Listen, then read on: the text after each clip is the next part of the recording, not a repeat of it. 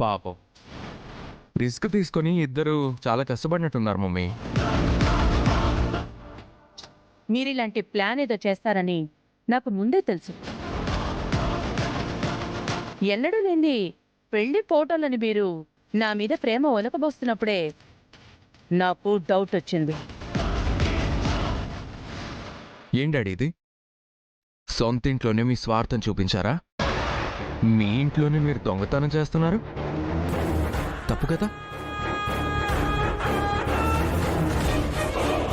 ఎరా, నాది తప్పైతే మీ అమ్మ చేసిందేంటి? దొంగతనంగా అర్జున్ ప్రసాద్ ఇంట్లో నుండి వాళ్ళ డాక్యుమెంట్స్, అకౌంట్ ఫైల్స్ అన్నీ ఎత్తుకొని వచ్చేసింది. అన్యాయంగా వాడిని అరెస్ట్ చేయించింది. ఒరేయ్, వాడు ఎంతైనా నా ఫ్రెండ్ రా. అయితే ఏం చేయమంటారు ఇప్పుడు? ఆ ఇంటికి ఈ ఇంటికి మధ్య శత్రుత్వం ఉందని మర్చిపోయారా?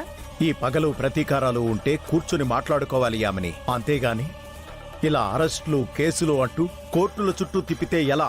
చాలే, ఆపండి. వాళ్ళకేమో వాళ్ళ కుటుంబం, వాళ్ళ మనుషులు, వాళ్ళ ప్రేమలే చూస్తుంటే మీరేమో మీ కుటుంబం, మీ ఇల్లు, మీ కూతురుని చూడకుండా నా ఫ్రెండు, వాడి ఫ్యామిలీ అంటూ వాడి మీద శ్రద్ధ చూపిస్తున్నారు. మన కూతురి కంటతడికి కారణమైన దాన్ని ఇంటికి తీసుకొచ్చారు.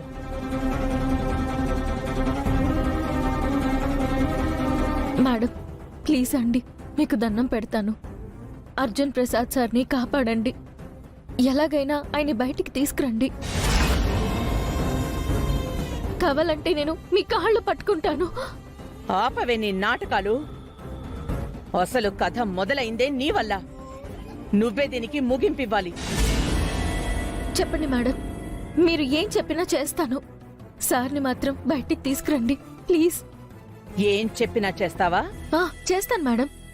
అయితే గౌతమ్ని వదిలేసి వెళ్ళిపో.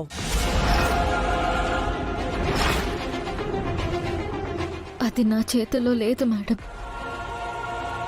ఇప్పటికే నేను ఆ ప్రయత్నం చేశాను, కానీ నేను ఎక్కడికి వెళ్ళినా గౌతమ్ గారు నన్ను వెనక్కి తీసుకొచ్చేస్తున్నారు. అయితే గౌతమ్ నిన్ను తిరిగి తీసుకురాలేనంత దూరం వెళ్ళిపో.